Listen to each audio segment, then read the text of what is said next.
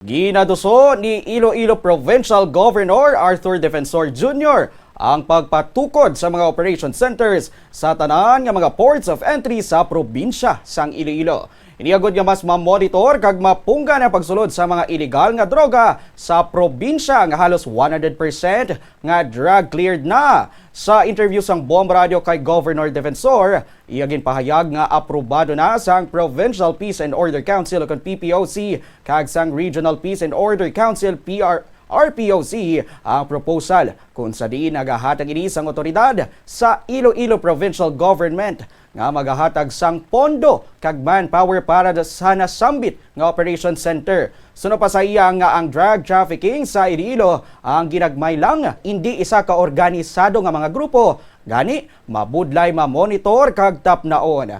Dugang maniya nga nagapanawagan siya sa koordinasyon alin sa mga probinsya sang Capiz, Aklan kag Antique nga mayara naman sang madamo nga ports of entry agud mapunggan ang pagsulod sang illegal nga droga sa Panay. And that is why during the last council meeting, both regional and province level, ang plano natin sila, which is already, I think, may resolution nila. I will give you that resolution.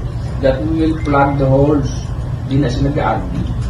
We want to implement something like sa nagka-quarantine kita sa ASF at sa COVID-19. The province, we have a peace and order budget. We are willing to create, to put up a small offset sa natin ng ports of entry, so that may monitoring kita sa nagasulog ng mga tao, so that you can validate intelligence work coming from the outside.